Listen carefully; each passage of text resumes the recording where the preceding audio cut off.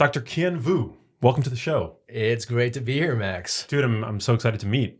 Yeah, we have a lot of mutual friends. Now we actually get to speak in person. I'm excited. Yeah, me too.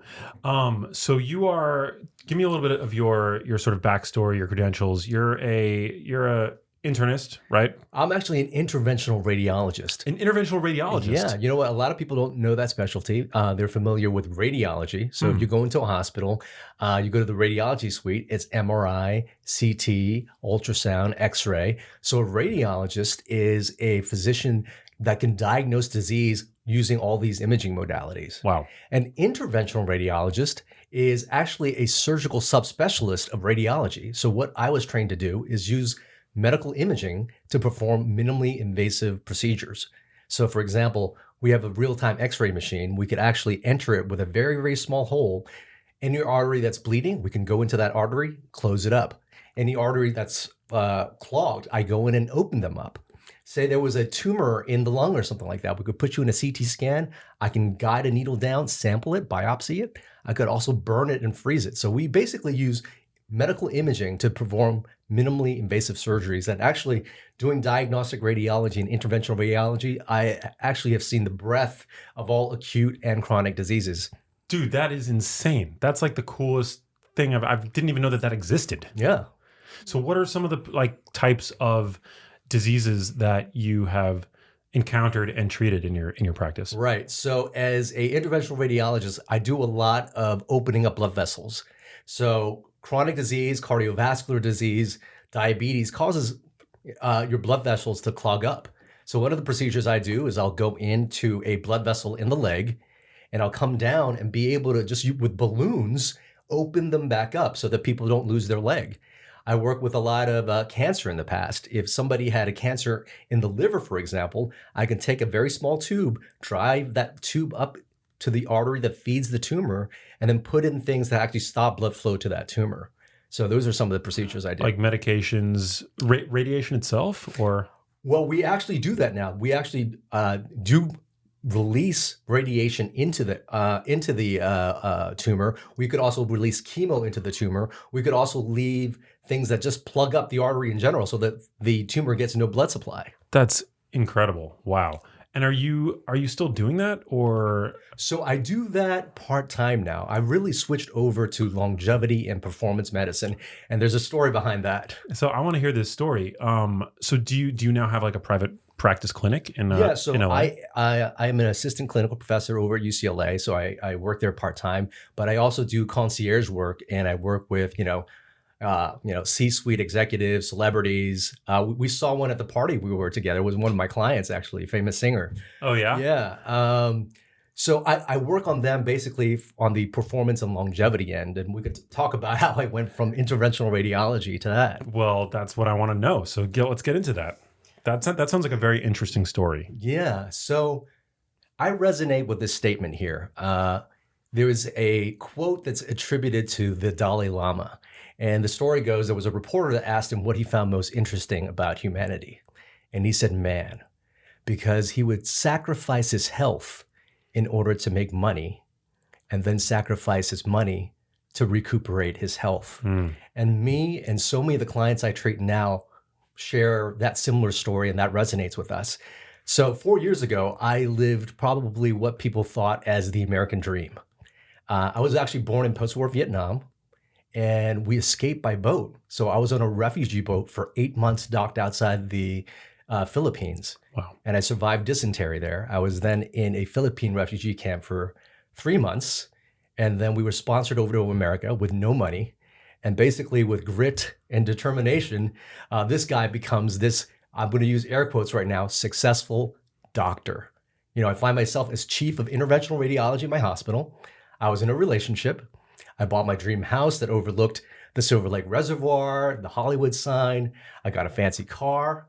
I checked off all the things to be successful and happy, right? But I was not really fulfilled, and I didn't know why. See, I was hustling to achieve this thing called success, that I really neglected the relationship I had in my life with my family, with the person I was dating. I neglected my health, and I neglected the relationship with myself. And it was one day I remember rounding in the hospital, and I was going to actually tap somebody's belly. He had pancreatic cancer, and his belly was just full. I was going to tap it. And I was thinking, I'm going to walk into this room. Poor guy, 40-year-old guy with pancreatic cancer. I was thinking, I'm going to walk into this pit of despair, and I open the door. And here's this guy with so much positive energy. He's just laughing. Hey, doc, how are you, man? And I'm questioning him. Here I am feeling not good about myself. And I said, hey, how are you so happy right now? He said, it's easy, doc. Every moment I get to choose how I show up in this world. And I want to choose joy and love and spread it with joy. And then in my mind, I was thinking, wow, that's it. All these things were happening to me right around the time that, all these bad things were happening to me 4 years ago. That girl I was dating left me for another man. Oh, man. I needed shoulder surgery, and I wasn't sure if I would be able to do procedures anymore. I lost a close uncle to cancer. And lastly, because I had neglected my health, I was overweight, I was diabetic, I had high blood pressure, I was on prescription meds, and I was thinking, here's this guy who's fixing chronic disease, who's starting to get chronic disease himself.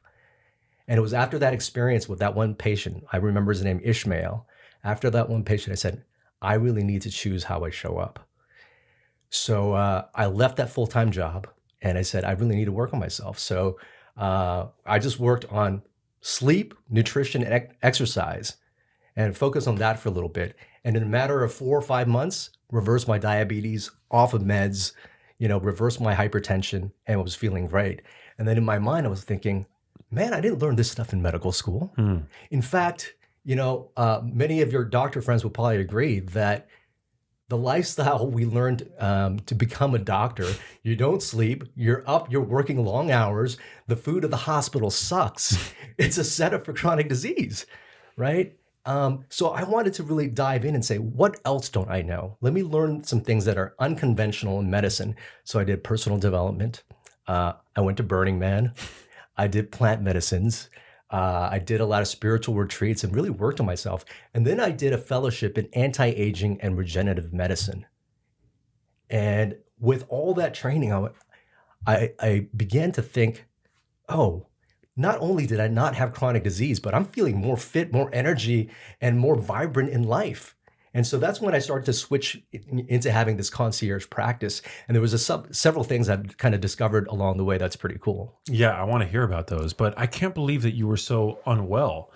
I mean, to me, you look like a really fit guy. Were you? Now I am. Were you overweight? Yeah, I was overweight. Wow. So all that kind of drove, and we'll talk about this bioenergetic state later, but all those things drove that disease. Wow. And it's just really becoming conscious again about our choices. I got to tell you, that's one of the major reasons why I didn't go into medicine. When I started college, I was on a pre-med track, and all the horror stories that I was hearing about people who were preparing for the MCATs, my peers as an undergraduate, but then everything that I learned from other doctors that I knew who I would, have chance encounters with, and I'd be able to pick their brains about what it was like. A lot of them would be like, don't do it.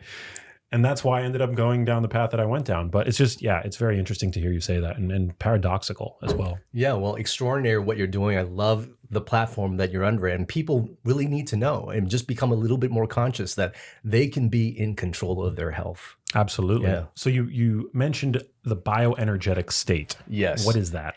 All right. Let's talk a little bit about I'm going to backtrack and talk about the relationship between chronic disease and then performance and longevity, because it's actually two sides of the same coin, right? It's two sides. And what is that coin? It's really the state of our cells. So you and I are both made up of individual cells, right? Those cells form tissues, tissue form organs. Each organ has a very specific function for the rest of the body. Lung cell has to extract oxygen, provide it to the heart, which pumps the cell. So our organs need to function optimally in systems to then form who we are. So if we want to function optimally, mentally, emotionally, sexually, physically, and if we want longevity, our cells need to live a long time.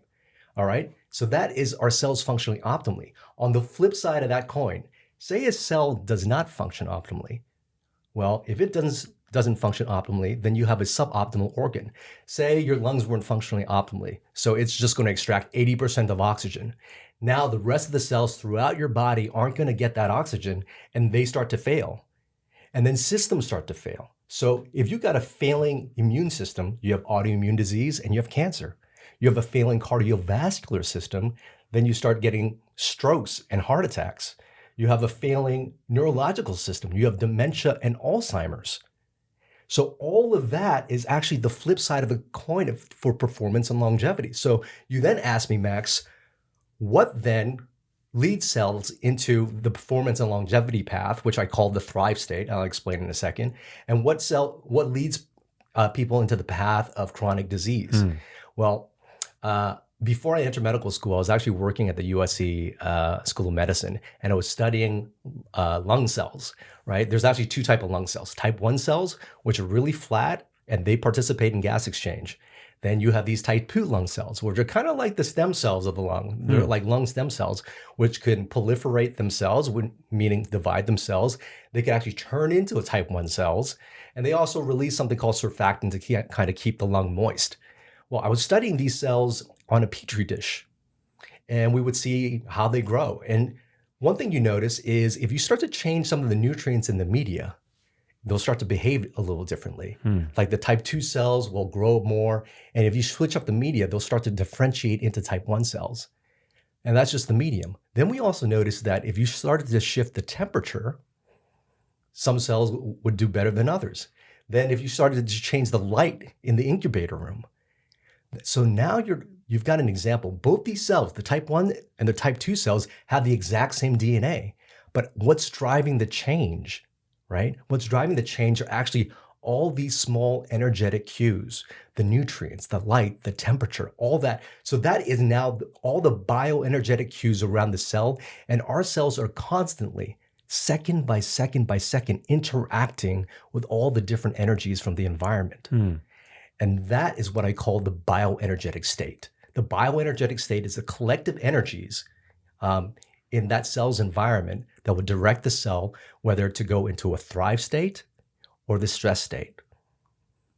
It's amazing that the environment would have such profound impact on the functioning of a cell, you know? Right. And so I guess extrapolated out, are you suggesting then that with, our environment, which is, I think, very empowering because we have a degree of input and say over our environment, can actually affect the way that our organs function? 100%.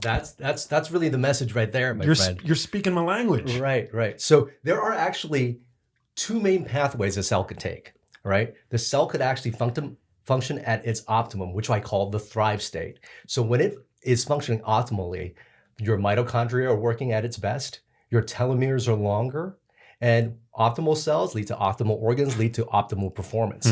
On the flip side, the cell's not functioning very well. Your mitochondria is not going to function very well. Your telomeres are going to be short. They're going to end up dying. On the tissue and systemic level, you're going to get more inflammation and more chronic disease. Now, you can imagine there are probably millions of input from light, from sound, from touch, and everything. But I wanted to make a very simple model for people to know. And I've done the research and I started to see patterns. And it turns out there are 7 things that we can do that are under our control that make up 80 to 90% of whether or not we get chronic disease. And those things are sleep, nutrition, exercise and movement, stress management and emotional control, our thoughts and mindset, relationships and community, and finally, purpose. If you master those things, you can put your cells into the thrive state. Now, here's the cool thing also. All these things are energetically tied together. So if you master one thing, it will make it so much easier to change something else. Let me give you an example. Let's say you start to sleep better. When you start to sleep better, what happens is your growth hormone and your sex hormones, your testosterone levels will go up. Guess what? That gives you more energy to exercise. And now you start to exercise. That is going to help detoxify your body, all right? And it's also going to decrease your stress levels. So now your stress levels are down. And guess what happens when your stress level goes down? Your microbiome is more intact, making you take your nutrients more. You can see how one tiny little habit, one little change in each one of these things will cause a catapult effect of raising your bioenergetic state. There's like a spillover effect. There is. There's a resonant effect. A resonant. Of the energy. Wow. That's amazing. So then if you have all of these different variables that matter, I mean, for, I guess, your average person listening, where do you begin? Like what's like the best place to start? Or do you have to do it all at once? You don't have to do it all at once. That's the beauty of it. So number one, just have awareness of these 7 different things. Then the next thing to do, just like trying to start any new habit, start with something that's easy. That's going to be easy for you. If you start to look at those 7 things, I'm like, oh my God, that seems like a big task. But if you chunk it down to something that's easy for you, and that's going to be individual to anybody. So if journaling at night is going to allow you to sleep better, and that's easy for you to follow through with, why don't you start there? Once you build that into a habit, you've changed the energy. You've changed your bioenergetic state already. And that's, like I said earlier, that's going to make it easier to make changes all the way along. Yeah. So like whichever of those variables has the lowest barrier to entry for you, start there. And also you're probably getting a lot of like you're probably creating like a nice feedback loop for yourself. Exactly. That's going to uplift your morale. Which is going to encourage you to then move on to those other areas of your life. Exactly. It builds momentum because they're all energetically tied together. Like when we take a look at light, that light energy is transformed, in our eye cell into electrical signals, and then our brain perceives it. Then it releases hormones, and then that affects our entire body. But all these things all these juices, all these biochemical signals are constantly going on, giving ourselves the bioenergetic state. Now, do you have any sense of the proportion of conditions that are potentially preventable when you have all of your ducks in a row? You know what I'm saying? Like I look around and I see so much obesity. I see so much type 2 diabetes, so many people struggling with blood sugar regulation issues, type 2 diabetes. And there's so much cancer going around. I mean, do we essentially have influence over all of these conditions, or? I think we will give ourselves the best shot of not getting them. These 7 things are the majority of things that I feel people can act on. But there are things where somebody would come to a longevity doctor like me to figure out, like, for example, toxins, right? Testing for toxins. It's something that's hard for you to do by yourself. There's also infections that come into the picture. There's also, weird things with your microbiome. Those are things that we can test out. But those 7 things, if you could avoid them, the major killers in America are cardiovascular disease, diabetes, Alzheimer's, mental disease, and cancer. All of them basically, through my research, if you got a low bioenergetic state, that sets you up for those things because systems start to fail. So you're going to give yourself the best chance at not getting disease, and not only not get disease, but be your very best. Yeah. Each of the variables that you mentioned, we could do an entire podcast episode about each one. And I feel like my listeners are pretty savvy. But so we can touch on, whichever ones that you prefer to touch on. But before we get to that, I'm curious, how do you measure in your lab with your clients their bioenergetic state? Well, right now we just take biomarkers, for example, right? So one of the things is just really asking how people feel. Now, if I could, create a wand over somebody and just measure their bioenergetic state, that's awesome. At this point, it's more theoretical, but you do have lab markers. Like, for example, an HSCRP is an inflammatory marker, right? If you start to change all this, your inflammatory markers should go down. Then let's look at blood glucose control, getting a fasting insulin, checking their hemoglobin A1C. All these markers of chronic disease should go down as your bioenergetic state is increased. Yeah. Do you look at lipids? Yeah, I do look at lipids. I think it's really important not just to look at LDL. It's more sensitive to look at how fluffy they are. There's markers called LPA and things like that. So looking at all those things are important too. Yeah.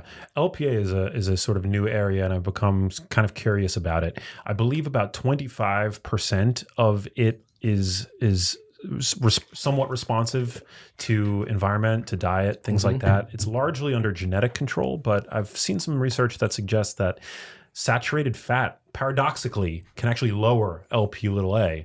Whereas, which is kind of interesting because we all think about saturated fat as being unhealthy in the context of, LDL because it can potentially raise it for some people.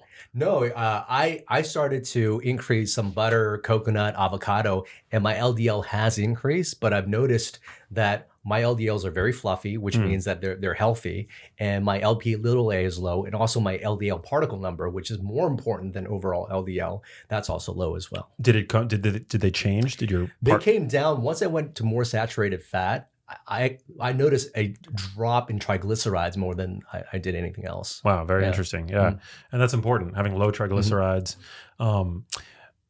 Yeah, so fascinating. So what do your typical clients look like? Are they seeking performance? Like, are they healthy and looking to just, have higher levels of performance? Or are they people who are, burdened with chronic disease? Like, what does that picture look like for you? Great question. Most of my clients, my concierge clients, now were where I was about 4 years ago. They have mastered the game of achievement. They were very conscious and thinking, I'm mastering the game of achievement, but they've neglected their health along the way, just like that Dalai Lama quote. So a lot of them are quite affluent. They got their businesses down. They just have lost sight of their health. They have lost sight of their relationships. And a lot of them actually do want to perform better. A lot of them are probably male. And I tell them, look, we're going to transform your mind, body, and libido going on this program. That's a big complaint for dudes, right? or just like a big issue in general. They want better libidos. They want, better erections. It's sort of like the, once you get to a certain age, I guess, becomes a priority. You said that, living long and healthily and that state of high performance are the same side of the coin, right? They're the same side of the coin, exactly. But isn't there some interesting thinking that, that there's sort of like a give and take relationship between those two goals, like high performance and wanting to live forever, right? Like if I, for example, wanted to maximize my strength and my muscle anabolism, I wanted to, grow as much muscle as I possibly could, perform as well as I possibly could. The research suggests that you should be eating protein like all day, pretty much, like evenly distributed, 20 to 30 grams of protein per meal, 1 gram per pound of body weight per day. But then there's also thinking there's like, sort of, thinking that runs sort of counter to that from the health and longevity fields that are like, well, you actually should, engage in intermittent fasting and you should eat your protein sort of in a more concentrated window. And maybe, some people don't think that you should eat as much protein. Others disagree with that. I personally disagree with that. So where do you stand on that sort of like paradox between the two extremes? Yeah, so a lot of my clients are in business or they're in entertainment, and the performance that they just want to be sharper. They just want to be a little bit stronger. But I do agree with you that sometimes you've got like endurance runners that go through something that Mark Sisson calls chronic cardio that's not very healthy. And then you got the bodybuilders that are just kind of overdoing it. That's not that type of performance, that I deal with in my clientele. Got it. So do you want to talk a little bit about like nutrition? Like what is like sort of an optimal day of eating to optimize the bioenergetic state look like for you? Right. So I intermittent fast, and there's a great book that's out there that I give out to all my clients and that I would recommend. It was from Dr. Mark Hyman, What the Heck Should I Eat? And I think food, what the heck should I eat? But I think they just renamed it to food. What the F should I eat? Did they rename it? I think I saw something like that. So I saw an ad. I'm like, did they change the name of the title? Interesting. Cool, because book titles with curse words in it, but like do really asterisked well, huh? out. They tend to do really well these days. We'll see how long that lasts. But I should change my book title to F Thrive State. I should change the title of my first book to Genius Foods. What the F are they? Exactly. So nutrition, he's got a great example of what he calls the Pegan diet, which is really a combination of paleo and vegan, but he takes the best out of it. And this is what I follow as well. I think the majority of our plate should be filled with vegetables, 50 to 75%. Make sure we have a good, sustainable source of protein, grass-fed, grass-finished meats, sustainably raised fish, pasture-raised chicken. Having good fats in our diets are really good. most importantly, getting rid of the sugar and the processed foods. That's actually, when I initially reversed my diabetes, that's all I did. Was getting rid of the energy drinks that were chock full of sugar. That alone swapped everything out. But if you ask me now, even if we have an optimal diet, might we need to supplement still? I think the answer is yes. Interesting. I think back in the day, when people were living outside, they got sunlight, they're getting adequate sleep and all that, great. But now our soils they've become nutrient depleted. We've got a lot more toxins that we're dealing with. People are dealing with a lot more stress. So that actually, requires more energy for our bodies to deal with. So I think, it's necessary for people to supplement. Now, for each individual person, it's going to be a little different, but I think supplementation is very important. What are some of the supplements that you're most excited about, or that you find warrant the most consideration in terms of inclusion? So for a basic person, if I'm not going to look through their labs and don't, any person who's just looking across the camera right now, if you're not, have any particular problem you're dealing with, I put them on a multivitamin just to make sure that they all have all of that. I love vitamin C. I think in addition to its immune boosting properties, it's got a lot of additional properties. Vitamin D and magnesium are two things that are normally depleted in people. People are very low in vitamin D and magnesium. I supplement with that.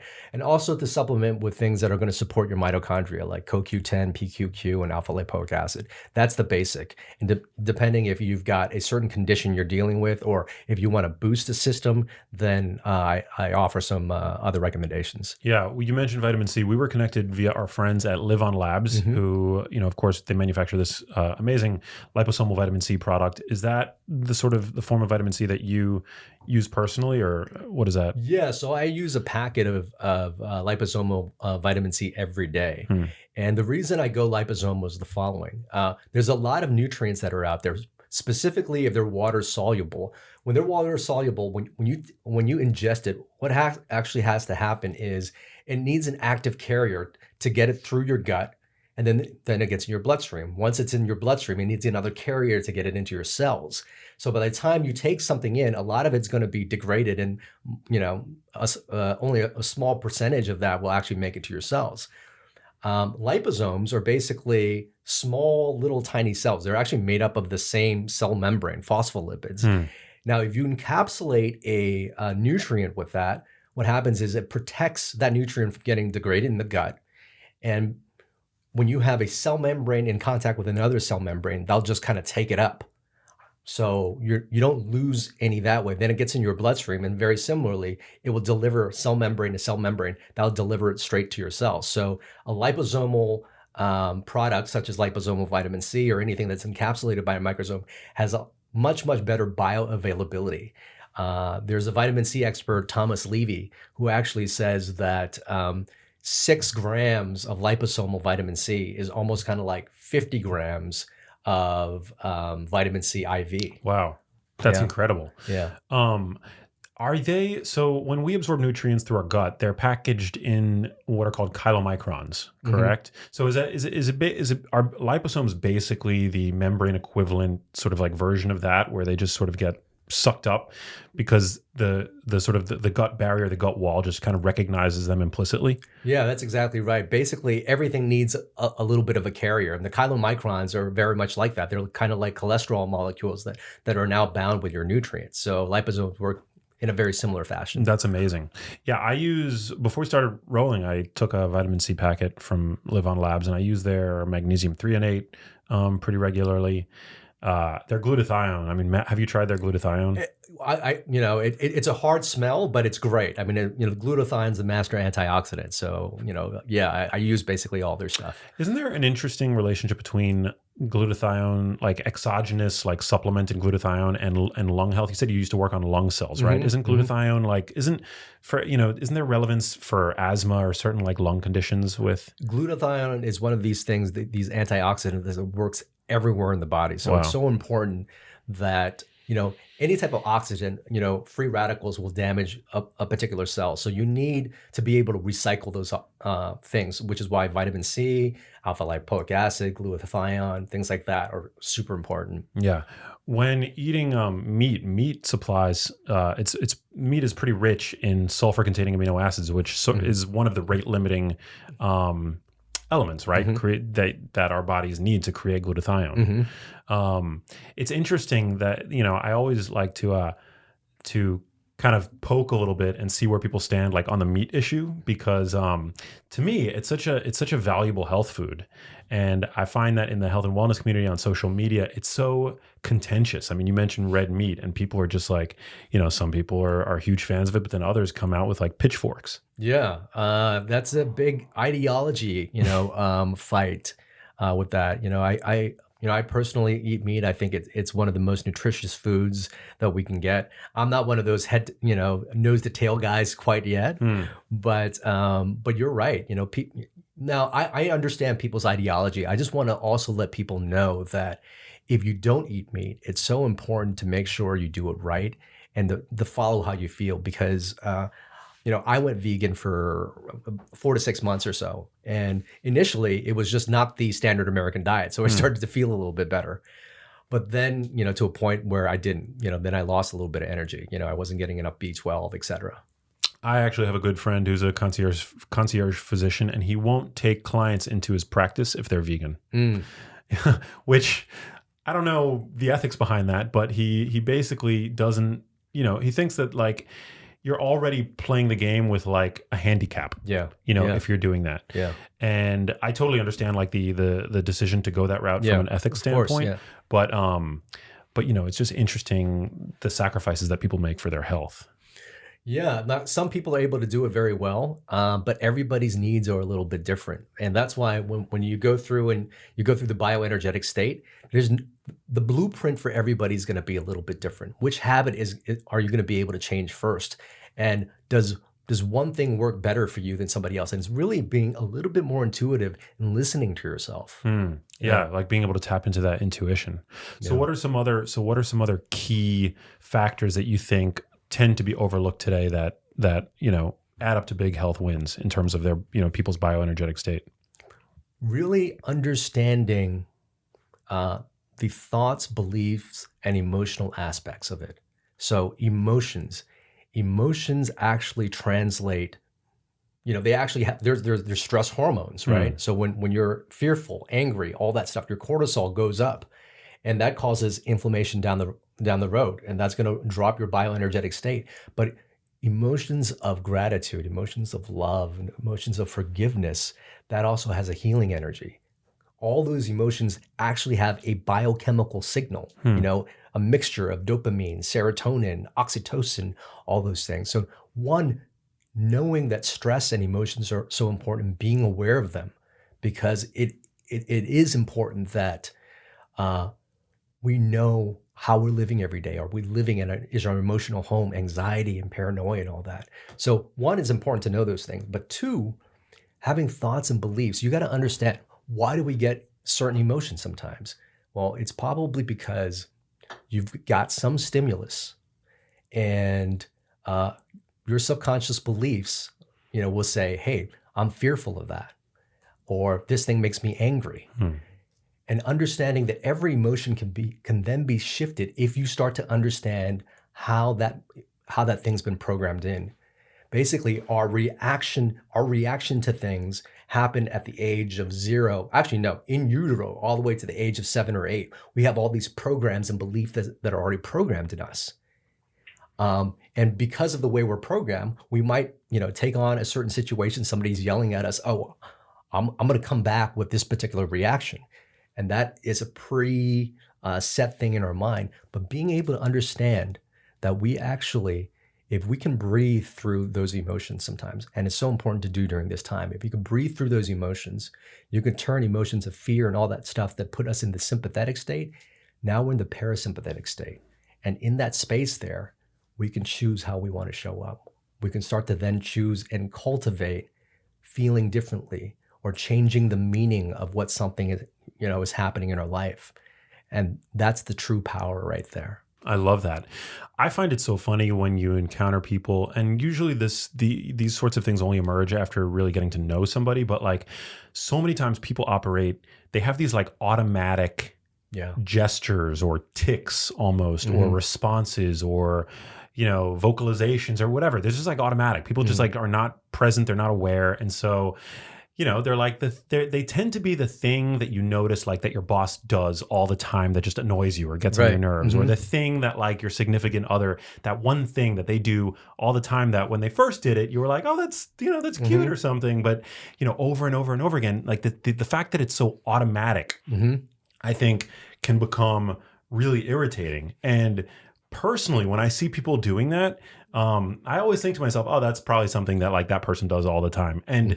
And that's not just me being judgmental. I always question my own, actions when I find that they just like, they're like an automatic response, Like I like to sort of be aware of everything that I'm doing.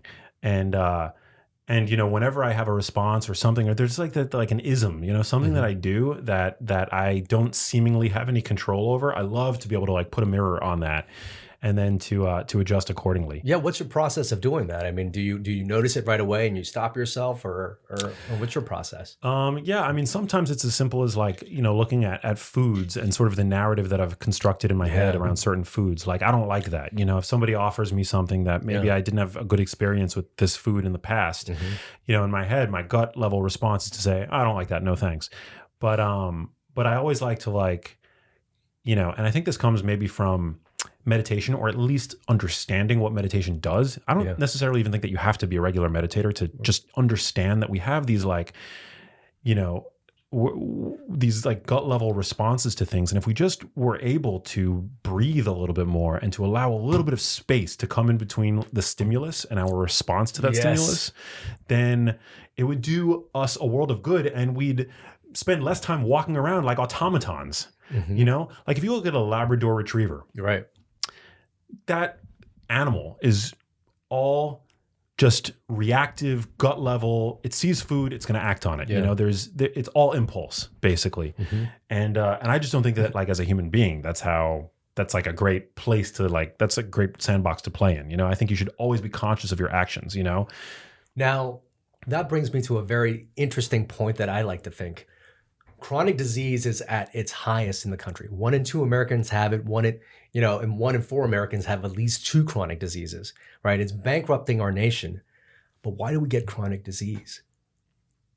Well, we're getting chronic disease because stimulus response. We are learning patterns, subconscious patterns of how we eat, whether or not we exercise, the important things in people's lives.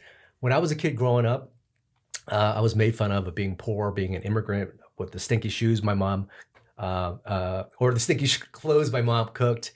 And there was a lot of that story of not being enough and not being worthy and chasing success. And it's because of those things that all those other habits, just fell away. I was not conscious there. I was always chasing this thing I was not conscious of. So what I want to share with the people out there today is chronic disease, this huge problem we have in America, is not a problem of genetics. It's a problem of our consciousness. And the more we can be aware of all these programs that we had and say, no, let me stop. Let me find that space. There's something in me that feels like this is how I want to show up in the world. I'm going to eat a little bit better. And just having that consciousness, making those right choices and those habits will stack on themselves. And we can really reverse this thing. I mean, this is what I'm passionate about, is getting people out of the hospitals and really at a place where they're performing at their best and really being able to share their gifts with the world. Yeah, I love that. And man, it's so funny because when you were talking about your story, being on the boat and like coming over, as you were recounting that story earlier in the episode, I was thinking to myself, man, shout out to like America, like you're living the freaking American dream, and you're obviously a brilliant guy. You're super talented, hardworking, dedicated, but like, what an amazing country where you can come over, you can build such an incredible life for yourself. I'm like, there's all this talk now, like, because obviously we're like nearing the election and there's all this like, it's just become so inflamed. But did you see that debate? Oh, dude. Trainwreck City. After seeing that debate, I was thinking, you know what? We don't pay our kindergarten teachers enough. Yeah, right. Right. I mean, but still, like I'm a big. I guess I'm interesting in that I'm not really like much of a nationalist or like a patriot. Like I don't really believe in borders in general. You know, like whether they're spiritual borders or psychological borders or creative borders, sexual borders. Like I'm not into borders really. And that goes for how I view countries and, as well. But I also like, what a cool place to live, like that people can come over here and make dreams happen, Yeah, extremely grateful. Not something that I knew early on, because early on I'm this poor immigrant kid. I don't have a chance. I actually kind of wanted to do a lot of TV when I was younger. Like, there's no Asian kid on TV. So there was a lot of that conversation, and I didn't know how to be grateful until much, much later. It was the plant medicines. It was the spiritual retreats. It was a lot of that healing that was able to retap me into that emotion of gratitude that I can actually feel on the daily now. Dude, that's awesome. That's awesome. So what's next for you? Are you doing a lot of sort of evangelizing about this topic, the bioenergetic state?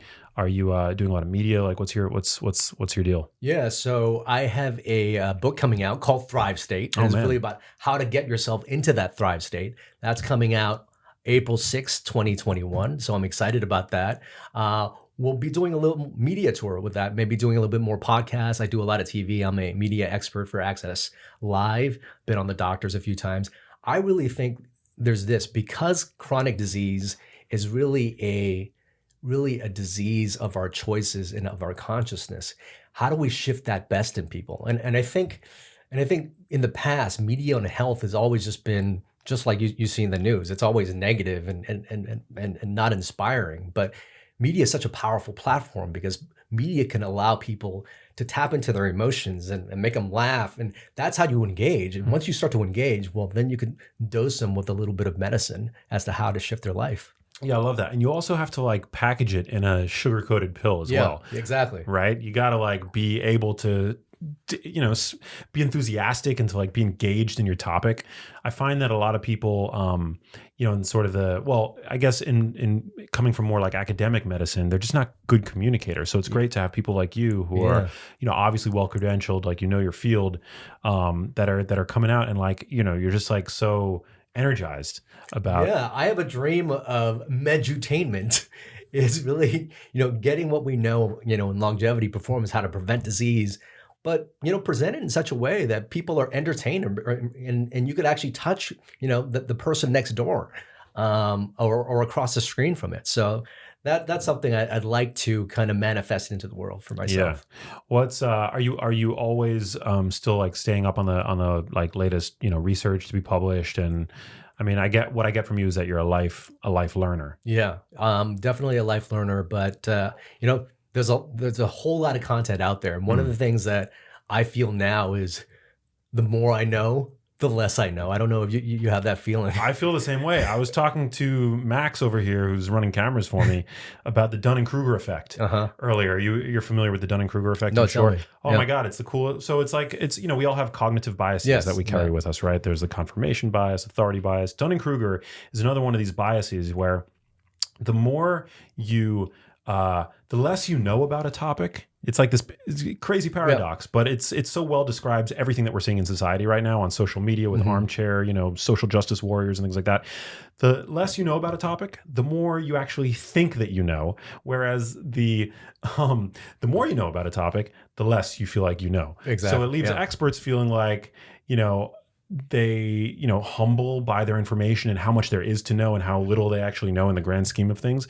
But it also leaves people who actually don't have that much knowledge feeling like they're experts.